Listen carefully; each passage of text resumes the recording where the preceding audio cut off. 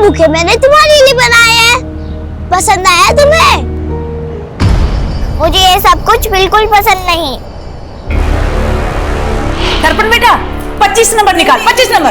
अरे अरे aunty aunty aunty please please please, मुझसे नहीं, सब चीटिंग वीटिंग नहीं होता, प्लीज मुझसे ये सब मत करवाओ आप। हाँ, जब ये डेट होती है और मंथ हो फेब तो क्या बात होती है। उस डेट में दिन में भी 14वीं की रात होती है, नंबर है 14। ये तो मेरे कार्ड में है। देखा आबा, फिर से मानसी का नंबर आ गया। मुझे तो लगता है ना पक्का कोई साजिश है।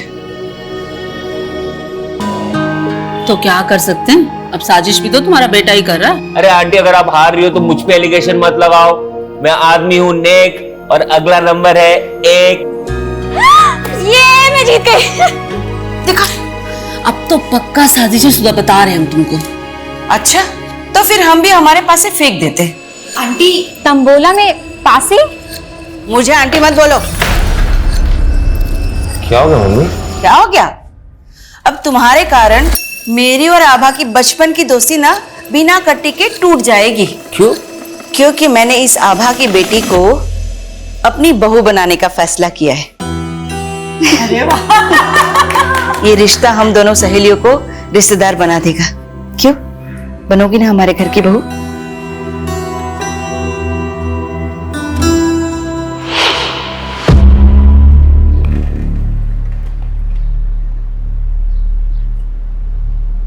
Neha, happy Valentine's day! I love you Neha.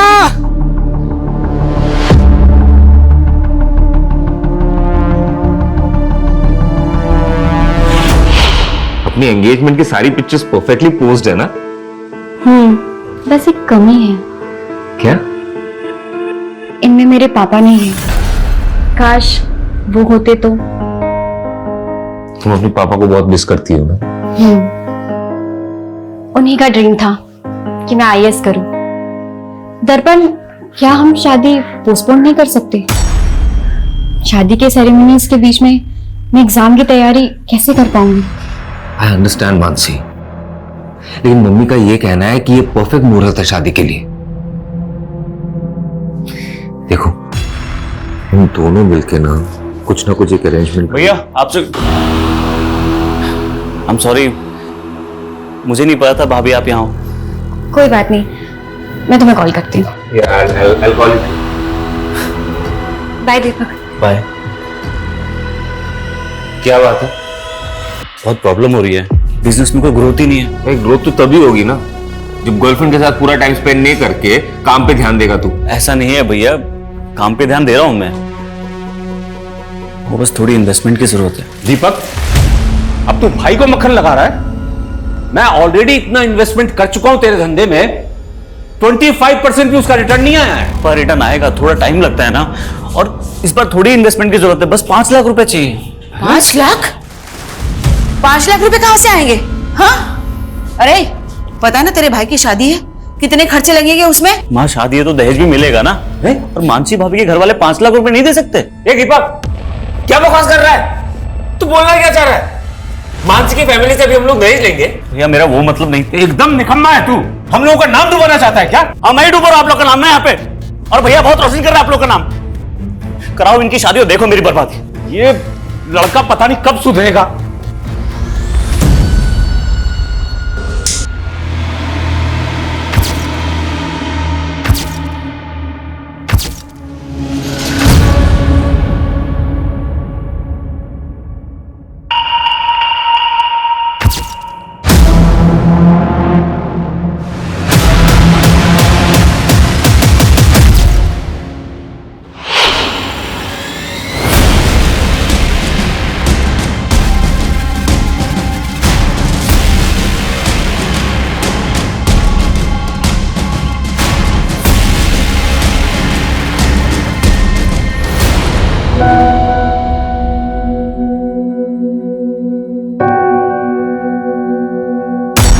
मैं तुम्हारे बिना जी नहीं सकता मानसी, लेकिन तुम्हारे लिए मर तो सकता हूं।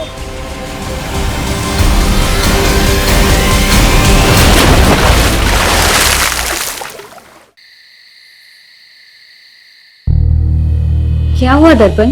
तुम पूरे सेरेमनी में इतने एक्साइटेड थे और अब तुम्हारा मुंह लटक गया। एक्चुअली ये बात मैं तुम्हें एंगेजमेंट से पहले बता देना चाहता था, लेकिन कभी ना हिम्मत नहीं कर पाया। लेकिन अब लगता है कि अगर चुप रहा तो इस रिश्ते को आगे नहीं बढ़ा पाऊंगा। ऐसा क्या हुआ है दर्पण? देखो, उससे पहले ना मेरी जिंदगी में एक लड़की थी, लेकिन अब हम दोनों के बीच में कुछ नहीं है, हमारा ब्रेकअप हो गया है। वो सिर्फ मेरा पास्ट था, तुम मेरा प्रेजेंट हो। अब हम दोनों के बीच में कोई नहीं आएगा। तुम्हारे कल से मुझे कोई फर्क नहीं पड़ता, क्योंकि आज तुम सिर्फ मेरे हो।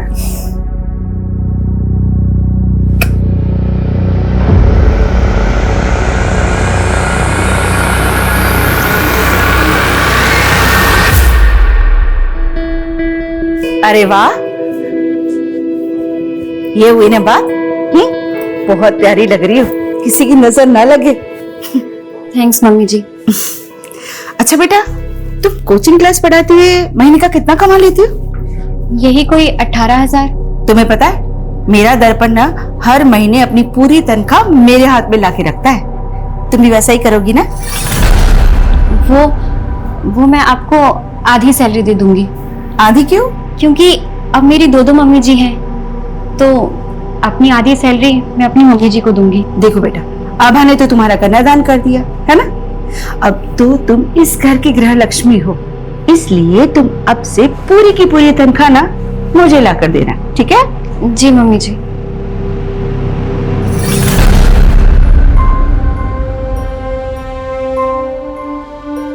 मानसी, मम्मी थोड़ी पुरानी ख्यालात की है, उन्हें तुम पॉजिटिवली लो। ये लो कुछ पैसे, तुम ये अपने घर वालों को दे देना। लेकिन मैं ये पैसे उन्हें नहीं दे सकती। क्यों नहीं दे सकती? मैं कोई गैर हूं क्या? अरे उनका दामाद हो। मैंने उन्हें प्रॉमिस किया है कि मैं आपको हमेशा खुश रखूंगा। प्रॉमिस किया था ना? हाँ, चलो इसे रखो और अभी स्माइल कर दो, प्लीज प्लीज प्लीज।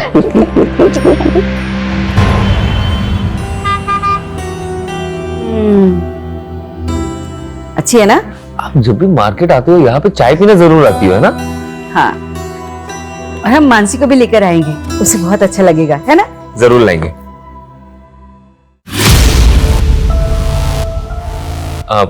माँ आप चाय पियो, मैं बस 1 मिनट में आया। यहाँ पे क्या कर रही हो? तुम्हें देखने आई थी। तुम मुझे बुला सकते हो पर मैं नहीं। क्यों पीछा कर रही हो? तुम्हें पता है ना मैं शादीशुदा हूँ। मेरे पापा के गुस्से की सजा मुझे मत दो। बातों का अब कोई फायदा नहीं कोमल, मैं अपनी शादी से खुश हूँ। तुम सिर्फ मेरे थे, मेरे हो और मेरे ही रहोगे। मैं तुम्हें किसी और के साथ नहीं देख सकती। प्लीज सिंपली मत करो, रियली सॉरी।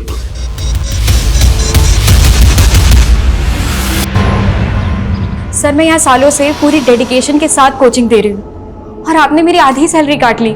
देखो मानसी, तुमने अपनी शादी के लिए 10 दिन की छुट्टी ली थी, तब मैंने 1 पैसा नहीं काटा। लेकिन उसके बाद तुमने यूपीएससी एग्जाम के लिए और 15 दिन की छुट्टी ले ली। लेकिन सर, ये छुट्टी तो आपने मुझे खुद दी थी और कहा था कि एग्जाम की तैयारी मैं अच्छे से करूं। हाँ दी थी, क्योंकि मुझे लगा था कि तुम अच्छे रैंक से पास हो जाओगी तो यहाँ ज्यादा से ज्यादा स्टूडेंट्स आकर तुमसे पढ़ेंगे। लेकिन तुमने तो एग्जाम भी क्लियर नहीं किया। अब मेरा फायदा नहीं होगा तो मैं तो पैसे काटूंगा ही ना।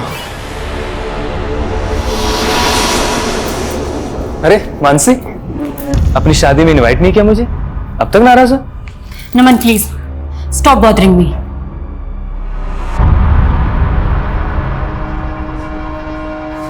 गुड मॉर्निंग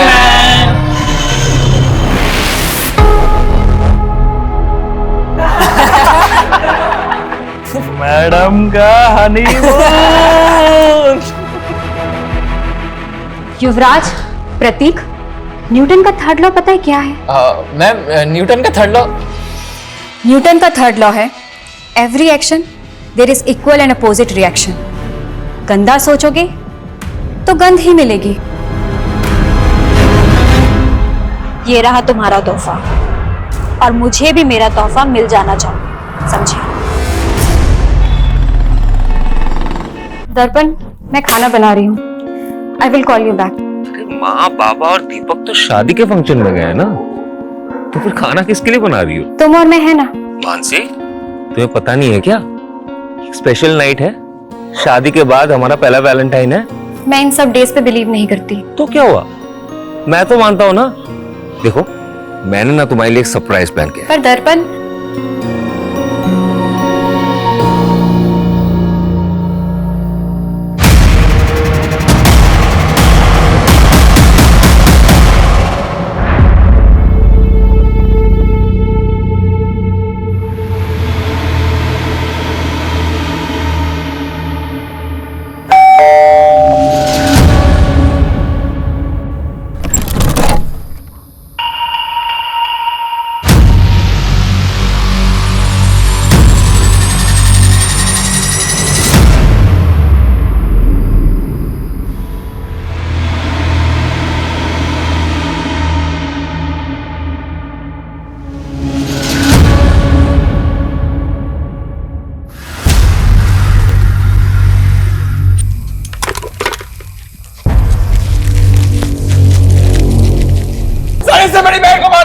क्या बकवास कर रहा है पुलकित? सही तो बोल रहा है मेरा बेटा। सर इन्होंने हमसे दहेज मांगा था, हम लोग नहीं दे पाए तो मार दिया मेरी बेटी को। सर कैसी बातें कर रही है तू आबा? तेरी बेटी को मैंने अपनी बेटी की तरह माना। बात बोल। सर इसने, मेरी बेटी के पति ने मैं इसे छोड़ोगे नहीं। इसने मेरी बेटी को मारा, मैं इसे छोड़ोगे नहीं।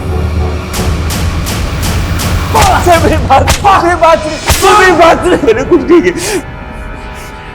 जब मानसी का मर्डर हुआ तेरे अलावा घर पर कोई नहीं था। अब सच सच बोल, किसने मारा उसे? बोल। आप मुझे जितना मारना है आप मुझे मार लीजिए इंस्पेक्टर साहब, लेकिन ये मत कहिए कि मैंने उसे मारा है। सर, इसके बाप ने इसकी जमानत करवा ली है।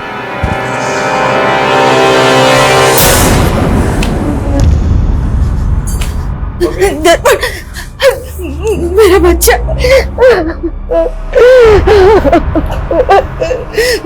मां फिक्र मत करो, मानसी के घर वाले कुछ नहीं कर पाएंगे। मेरी बात हुई है लॉयर से, वो सब संभाल लेगा।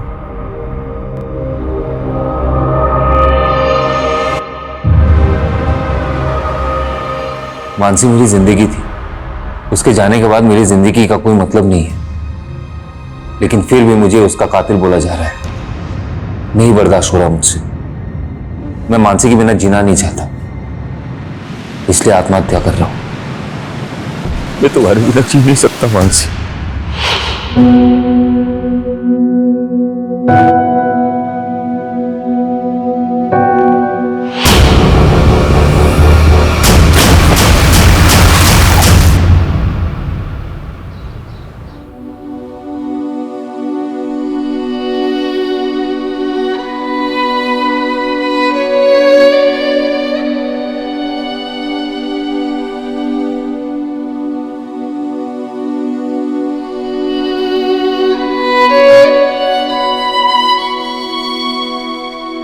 दस साल हो गए हैं जब से ये दोनों गए हैं ना, जैसे जीवन की खुशियां ही चली गई। इनकी कमी तो पूरी नहीं की जा सकती सुधा, लेकिन आज दीपक की सगाई है, उसकी खुशियों के लिए तो हमें जीना ही होगा ना।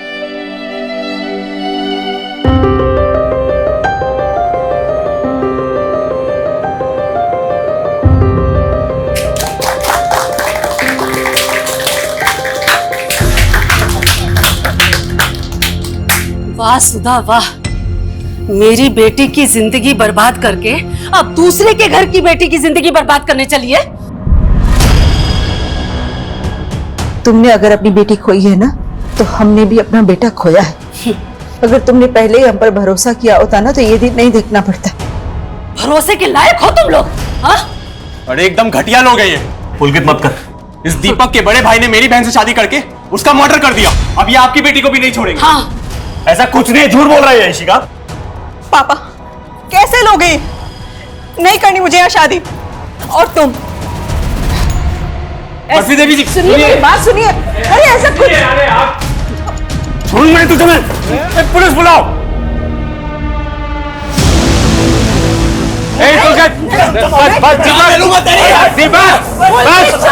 झगड़ा नहीं करना।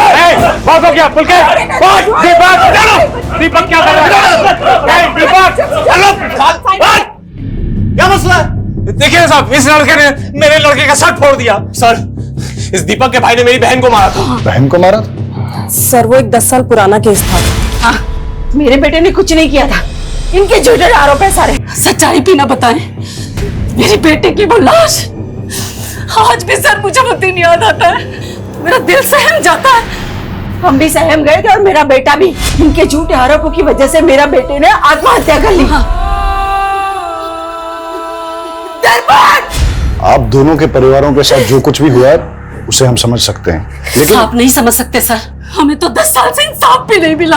इंसाफ तो हमें भी नहीं मिला है सर। ठीक है, मैं उस केस को फिर से देखूंगा।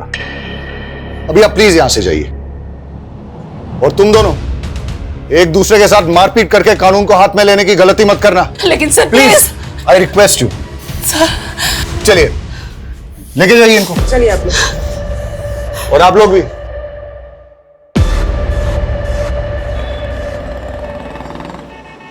हेलो। हाँ हाँ सुधा, अरे कहाँ हो तुम? मैं बाजार आई थी सब्जियां लेने के लिए, घर में एक भी सब्जी नहीं थी। अरे तो इतनी रात को जाने की क्या जरूरत थी? यहाँ घर में कुछ ना कुछ फ्रिज में रहता ही है ना। अरे आप तो खा लेते, लेकिन दीपक नहीं खाने वाला ना, उसके तो 100 नखरे हैं। हाँ अरे लगता है दीपक आ गया। तुम भी जल्दी आओ, मैं देखता हूँ दरवाजे पे। ठीक है। आज सुबह ना खीर बनाई है मैंने, आपकी सास को बहुत पसंद है ना, लेते जाइएगा उनके लिए। अरे हाँ दीदी, आपके हाथों की खीर की बहुत तारीफ करती है मेरी माँ जी।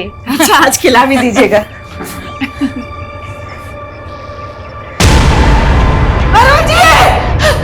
ये देखिए सर, दरवाजे पे फोर्स्ड एंट्री के साइन भी, और घर की हालत देखकर लग रहा है कि लूट भी हुई है। कैसे हुआ ये सब? जब ये सब हुआ तो मैं और माँ घर पर नहीं थे। सर सुधा जी मार्केट ही गई थी, मैं भी उनके साथ अंदर आई। लास्ट देख के मुझे 10 साल पुरानी घटना की याद आ गई सर। आपको किसी पे शक है? मानसी का भाई पुलकित, उसने किया ये। सर। हाँ सर, मानसी भाभी के साथ भी ऐसे ही हुआ था, और उस वक्त उसके भाई ने मेरे भाई दर्पण पे सारा आरोप लगा दिया। क्या पता आपने क्या छुपा रहा हो? आप ये कहना चाहते हो कि 10 साल पहले पुलकित ने अपनी बहन के साथ भी? पता नहीं सर, पर मेरे पापा को तो उसी ने मारा है। अगर दोनों केसेस की मॉडस ऑपरेंडी वाकई में सेम है तो हमें मानसी के मर्डर केस को भी स्टडी करना पड़ेगा। मानसी का मर्डर केस अभी तक सॉल्व नहीं हुआ है। अरुण जी की बॉडी को पोस्टमार्टम के लिए भेज दो, और इस पुलकित को बुलाओ जरा police station. Okay sir. Sir वो दीपक फंसा रहा है मुझे क्या मिलेगा उसके बाप को मार के? कल तक अपनी बहन के लिए इंसाफ मांग रहा था तू, कहीं बदला तो नहीं ले लिया तूने? सर आप पुलकित को ऐसे अरेस्ट नहीं कर सकते, उसने कुछ नहीं किया है, वो कल शाम से घर पे ही था सर। देखिए वो हम पता करेंगे कि कल शाम को वो कहाँ पे था। हमने वार्निंग देकर छोड़ा था उसको जब उसने दीपक की पिटाई की थी, पर अब नहीं। अभी आप प्लीज यहां से जाइए और हमें अपना काम करने दीजिए। मानसी और अरुण के मर्डर की पोस्टमार्टम रिपोर्ट में काफी सिमिलैरिटीज हैं। दोनों केसेस में पीठ पे एक ही तरह से और एक ही तरह के चाकू से वार हुआ है, और दोनों ही मर्डर वेपन्स पे फिंगरप्रिंट्स नहीं है, मतलब साफ है सर। ये कातिल ने ग्लव्स पहन रखे हैं। क्राइम सीन पे मेन लॉक को तोड़ा गया है, फिर लूट हुई है, लेकिन कोई भी अननोन फिंगरप्रिंट डिटेक्ट नहीं हुआ है। अच्छा सर, मानसी केस में पुलिस की थ्योरी थी कि ये काम किसी गैंग का हो सकता है, लेकिन ऐसे किसी गैंग का अभी तक पता चला नहीं है, और अरुण के केस में भी कोई क्लू नहीं मिल रहा है। दोनों ही केसेस में या तो क्रिमिनल एक ही है, या अगर अरुण का कत्ल किसी और ने भी किया है तो उसने मानसी के मर्डर केस का मॉडस ऑपरेंडी कॉपी किया है। लेकिन अरुण के केस में किसी ऐसे इंसान का पता नहीं चलता जिसकी अरुण के साथ या अरुण की फैमिली के साथ कोई रंजिश हो, सिवाय मानसी की फैमिली के। और ये पुलकित भी कुछ भी नहीं होगा। ये मानसी के मर्डर केस में दर्पण प्राइम सस्पेक्ट था, जिसने कि सुसाइड कर लिया था। मैं तुम्हारी भी छीन नहीं सकता मानसी। लेकिन उसके बाद पुलिस की सस्पेक्ट लिस्ट में एक कोमल नाम की लड़की थी, जो कि दर्पण की एक्स गर्लफ्रेंड थी। हाँ सर, लेकिन उस पर कोई आरोप साबित नहीं हुआ था। पर सोचने वाली बात यह है कि 10 साल बाद वो अरुण का कत्ल क्यों करेंगे? मैंने एसीपी साहब से केस रीओपन करने की परमिशन ले ली है। तुम मानसी और दर्पण की फैमिली की सारी डिटेल्स निकालो, तब तक मैं इस कोमल से मिलके आता हूं। सर दर्पण मेरा पास था, और अब मैं किसी और की पत्नी हूँ। आप प्लीज पुरानी बातें करके मेरी मैरिड लाइफ डिस्टर्ब कर रहे हैं। अब ये एक डबल मर्डर केस है, इसलिए पूछताछ में आपको हमारा सहयोग करना ही होगा। सर मैं पहले ही सब कुछ बता चुकी हूँ। तो फिर से बता दीजिए, मानसी और दर्पण की शादी के बाद क्या आप कभी दर्पण से मिली? तुम्हें पता है ना मैं शादीशुदा हूँ। तुम सिर्फ मेरे थे, मेरे हो और मेरे ही रहोगे। मैं तुम्हें किसी और के साथ नहीं देख सकती। नहीं। 10 साल पहले वैलेंटाइन डे की रात को जब मानसी का मर्डर हुआ तब आप कहाँ थे? सर मुझे नहीं याद है, और मैं भला मानसी को क्यों मरवाऊंगी। ये रहा तुम्हारा तोहफा, और मुझे भी मेरा तोहफा मिल जाना चाहिए।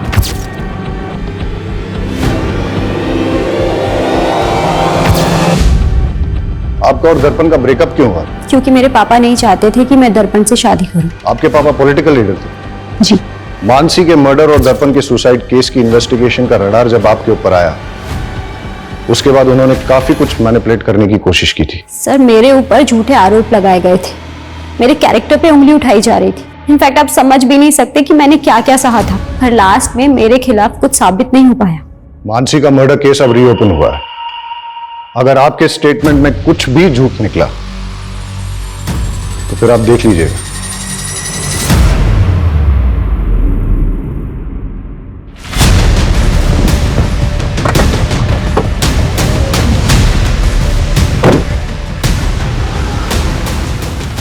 निशा जी, आप भी यहाँ क्यों आए हैं? तुम लोगों की वजह से पुलिस मेरी बेटी को परेशान कर रही है। अगर इन सब बातों की गाज मेरी पॉलिटिकल इमेज पर पड़ी तो मैं तुम लोगों को छोड़ूंगा नहीं। इसलिए कल मीडिया के सामने जाइए और ये कहे कि इस केस का मेरा और मेरी बेटी से कोई संबंध नहीं है। आपको अपनी इमेज की पड़ी है और हम अपना बेटा और बहू खो करके चुप बैठ जाएं। अरुण जी, कहीं ऐसा ना हो बहू और बेटे के पास में पूरा खानदान पहुंच जाए।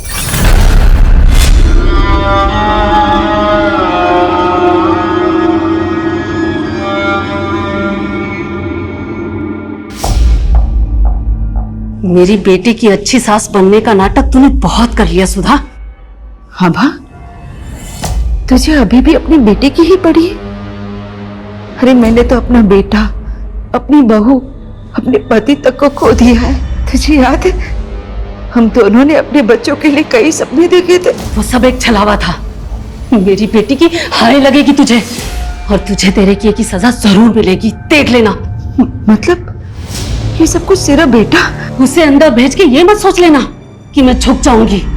उसे तो मैं छुड़ा ही लूंगी, लेकिन तुझे कहीं का नहीं छोड़ूंगी, याद रखना।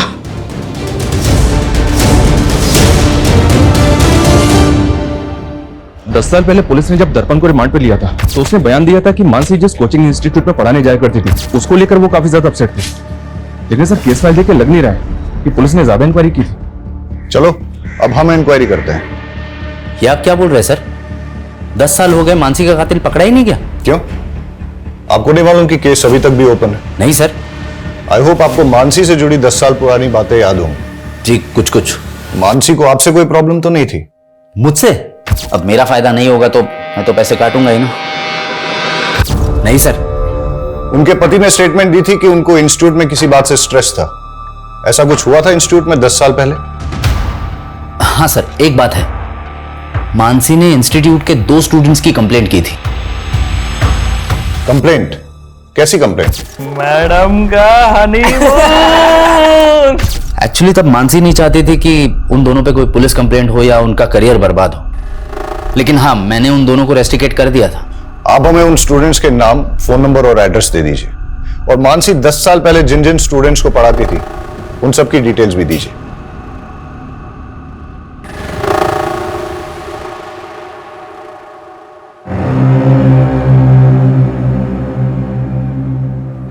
मम्मी ये लो, दवाई खा लो।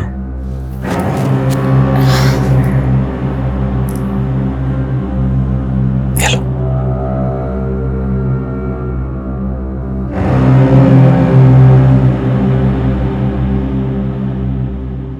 मम्मी मुझे लगता है ना इस घर में मनुष्यत का दाग लग चुका है। हम एक काम करते हैं, इस घर को बेच देते हैं और कहीं और जाके फिर से नई जिंदगी की शुरुआत करते हैं। Mummy mummy mummy mummy mummy अब ठीक? मम्मी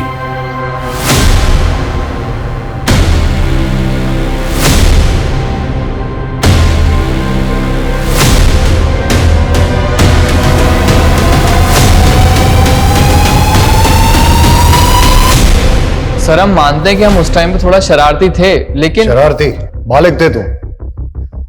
क्लास में न्यूड स्केच ड्रॉ किया और अपनी टीचर पर अभद्र कमेंट लिखा। इसी की वजह से तुम्हें इंस्टीट्यूट से रस्टिकेट किया गया था, है ना? और हो सकता है कि बदला लेने के लिए तुमने मानसी को। नहीं सर, माना तब हमसे गलती हो गई थी सर, लेकिन हमने कोई क्राइम नहीं किया सर। औरतों पे अभद्र टिप्पणी करना, 10 साल पहले तो इसमें बेल भी हो जाती थी, अब तो बेल भी नहीं होती इसमें। सर लेकिन क्या सबूत है कि हमने ही मानसी मैम को मारा था?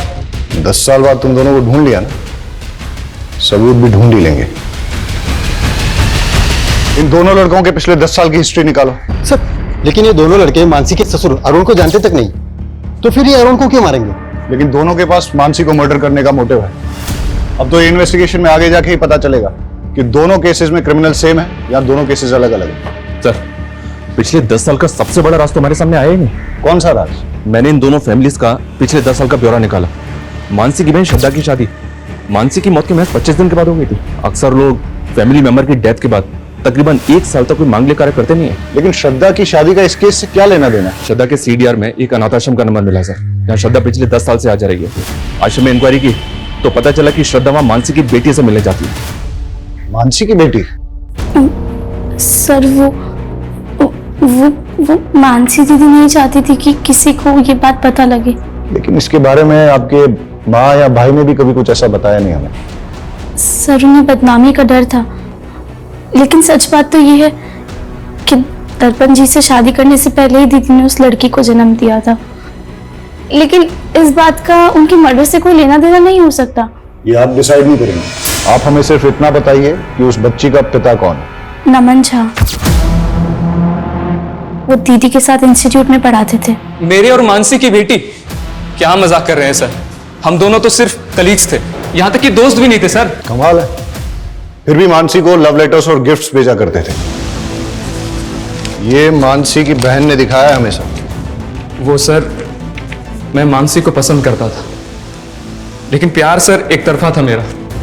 बच्चा कहां से आया? सर वही तो मैं बोल रहा हूं, मेरे और मानसी के बीच फिजिकल रिलेशन था ही नहीं, तो बच्चा कहां से होगा? DNA टेस्ट करवाओ इसका।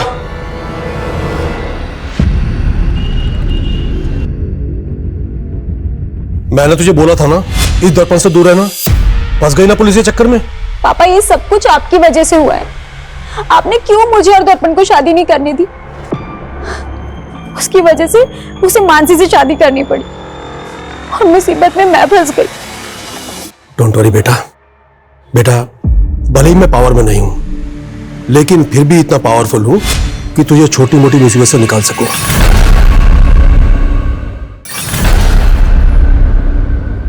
सरप्राइज। वाह, तुम तो हमेशा मुझे सरप्राइज कर देते हो। तुम्हारा मंगलसूत्र कहाँ है? वो तो मैंने उतार दिया। तुम मुझसे मिलती हो ना तो मुझे गिल्ट लगता है कि मैं अपने हस्बैंड को धोखा दे रहा हूँ। लेकिन क्या है कि तुम मंगलसूत्र में और सुंदर लगती हो। जाओ पहन के। क्या यार, तुम मुझसे प्यार करते हो मंगलसूत्र से? मुझे कुंवारी लड़कियां पसंद ही नहीं आती। जाओ पहन के आओ। अरे यार, मुझे नहीं पहनना मंगलसूत्र।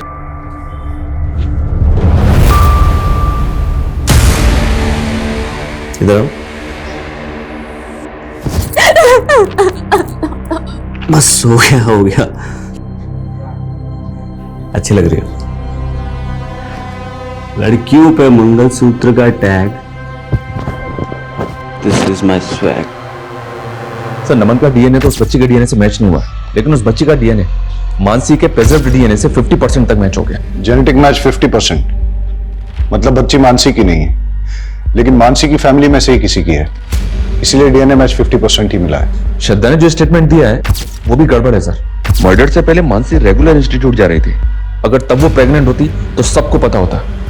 और श्रद्धा ने ये भी नहीं बताया कि उसकी डिलीवरी कहाँ हुई थी। सर मैं बहुत डर गई थी, मुझे कुछ समझ में नहीं आ रहा था कि मैं आपको क्या जवाब दूं। तो बच्ची आपकी है, लेकिन अनाथ आश्रम के रिकॉर्ड में उस बच्ची की मां का नाम मानसी क्यों है? सर श्रद्धा के साथ धोखा हुआ था, 18 की भी नहीं हुई थी सर, और सिद्धार्थ ने इसकी जिंदगी तबाह कर दी। सिद्धार्थ, मेरी बहन नाबालिग है, तुझ पे रेप चार्ज लगेगा। नहीं दीदी, ये क्या कह रहे हो? सिद्धार्थ मुझसे बहुत प्यार करता है। अरे तुझे ये नहीं दीदी, मैं उससे बहुत प्यार करता हूँ, मैं शादी भी उसी से ही करूँगा। बाद में वो मुकर गया और हम इज्जत के डर से आपके पास नहीं आ पाए और डॉक्टर ने भी इसका अबॉर्शन करने से मना कर दिया। इसलिए दीदी भी टेंशन में थी, तो हमने श्रद्धा को मामा के घर भेज दिया। हम सोच ही रहे थे कि उस बच्ची का क्या करें।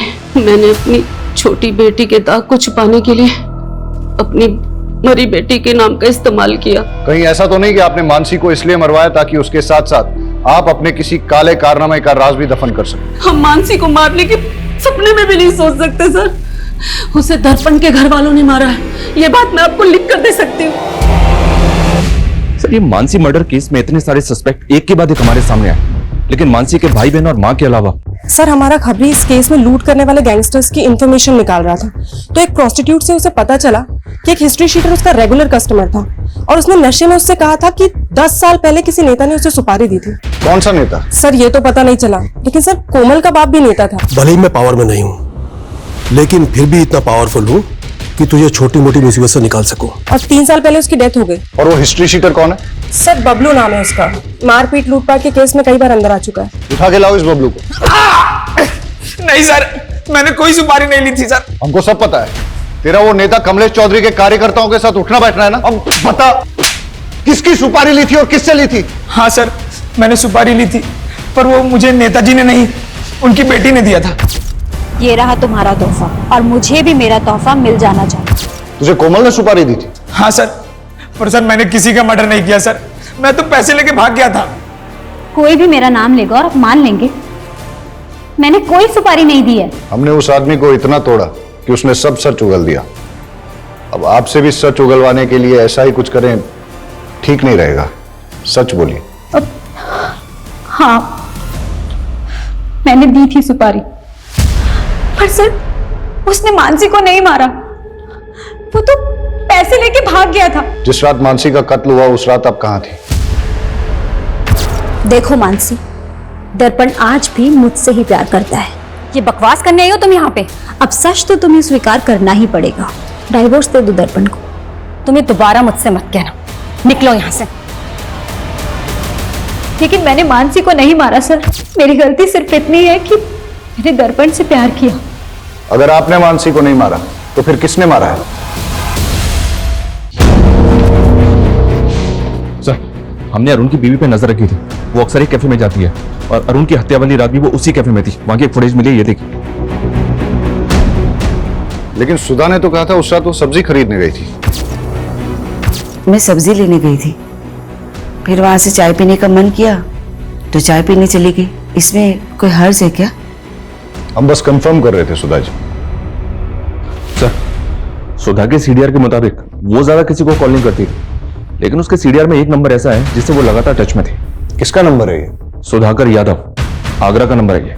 सुधाकर यादव, ये नाम कहीं सुना है मैंने।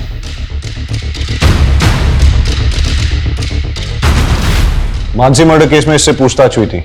दर्पण का दोस्त है ये, मिलते हैं इससे। सर, मैं ही सुधाकर हूं, लेकिन मैंने कभी भी दर्पण की मां को कॉल नहीं किया है। सुधा के कॉल डिटेल्स में ही मिला है हमें ये नंबर। ये नंबर आप ही के नाम पे है ना? सर, मैंने कभी ये नंबर लिया ही नहीं है। ये नंबर आपके आईडी पे लिया गया है। आपने नहीं लिया तो किसने लिया है? सर, मुझे कुछ समझ में नहीं आ रहा है। आपने अपने ओरिजिनल डॉक्यूमेंट्स कभी किसी को दिए? यार दर्पण, पक्का मेरा काम हो जाएगा कृषि विभाग का। यार, मानसी के फादर भी कृषि विभाग में थे। मानसी को वहां पे सब लोग जानते हैं, मुझे नहीं लगता कोई प्रॉब्लम होगा। फिर मानसी भाभी का खून हो गया और दर्पण ने सुसाइड कर लिया। मैं तुम्हारे बिना जी नहीं सकता मानसी। मैंने दीपक से कई बार कहा कि मेरे ओरिजिनल डॉक्यूमेंट्स दर्पण के पास है, प्लीज मुझे लाके दे दो, लेकिन उसने कहा कि उसे डॉक्यूमेंट्स मिले ही नहीं।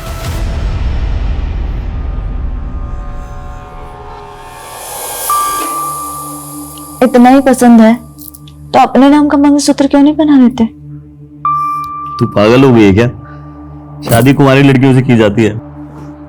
कल तक तो तुम्हें शादीशुदा लड़कियां पसंद थी, अब कोई और पसंद आ गई क्या? क्या हो गया तुझे? जैसे चल रहा है वैसे चलने दो ना। नहीं चलेगा, अब मैं तुम्हारी बातों में नहीं आने वाली। मुझे मना करेगी? सुधाकर के बयान से लग रहा है कि उसके नाम पे लिया गया नंबर और कोई इस्तेमाल कर रहा है। नंबर ट्रेस पे डालो और पता करो कौन इस्तेमाल कर रहा है ये नंबर।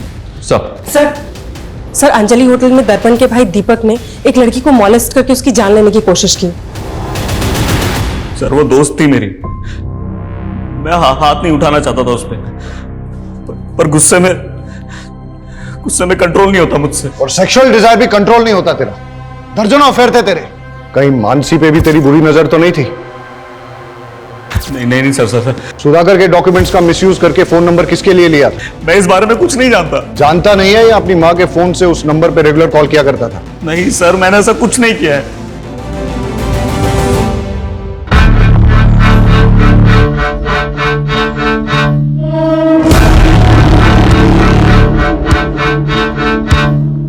वेटर,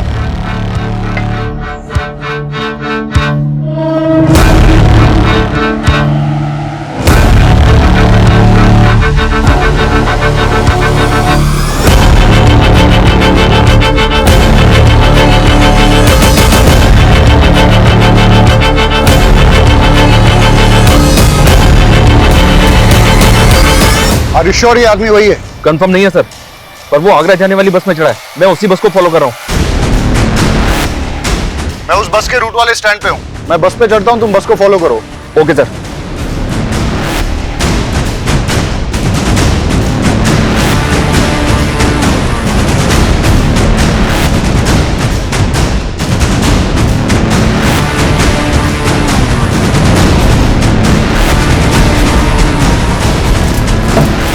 मुझे ऐसा लगता है मैंने आपको कहीं देखा है। जी नहीं, मैं तो आपको नहीं जानता। अब मेरा स्टॉप आ गया है। Excuse me. भैया रुक जाओ, मेरा स्टॉप आ गया है। अरे भैया जल्दी रुको ना यहाँ पे। हेलो, गाड़ी रोको।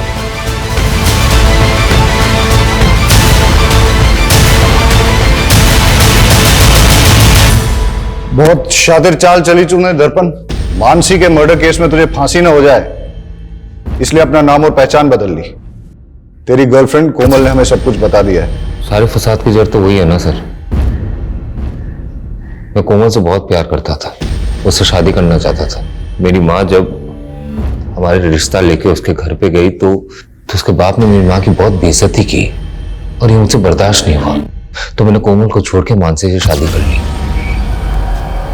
लेकिन आए दिन कोमल मुझे ये एहसास दिलाती रही कि वो मुझसे कितना प्यार करती है। तुम मुझे बुला सकते हो पर मैंने मेरे पापा के गुस्से की सजा मुझे मिली। बचपन से काफी लड़कियों ने मेरी प्रपोजल ठुकराया सर। मुझे ये सब कुछ बिल्कुल पसंद नहीं। I love you, Neha. कोमल एक लौती थी जो मुझसे बहुत प्यार करती थी। वो मेरे लिए कुछ भी कर सकती थी और ये बात मेरे लिए बहुत बड़ी थी। मानसी को धोखा देके मैं कोमल से मिलने लगा। मेरी माँ को मुझ पे शक हो गया तो उन्होंने मुझ पे नजर रखने के लिए मेरे पीछे एक प्राइवेट डिटेक्टिव लगा दिया।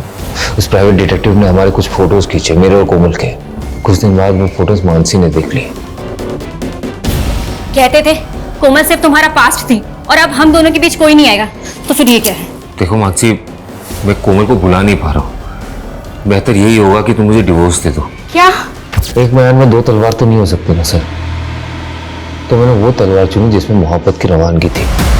मेरी गलती सिर्फ इतनी थी सर कि मैंने दर्पण से प्यार किया और उसने मेरे लिए मानसी को मार दिया। सर जब मुझे ये बात पता चली तो मैं बहुत डर गई थी और मैंने उससे दूरी बना ली। मुझे पता था पुलिस एक दिन मुझे मानसी के कत्ल में सूली चढ़ाएगी, तो मैंने अपने कद काठी का एक भिखारी ढूंढा, उसे पैसों की लालच दी, उसे कपड़े दिए और तालाब में फेंक दिया।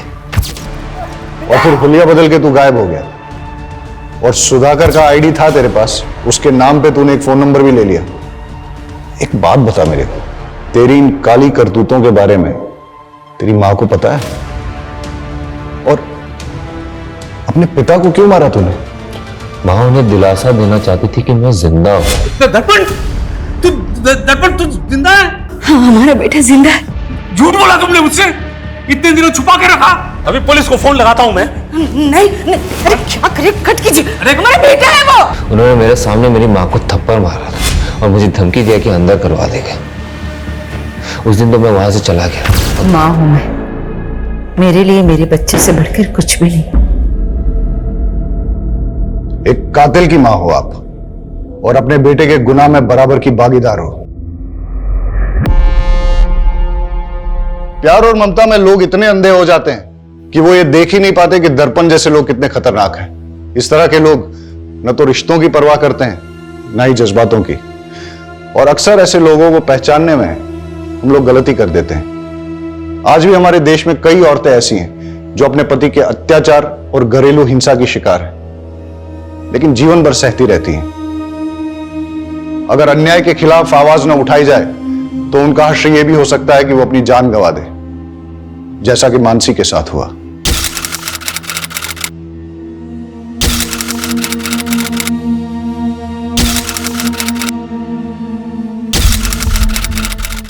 क्राइम पेट्रोल के ऐसे ही मजेदार एपिसोड्स देखने के लिए हमारे चैनल को सब्सक्राइब करें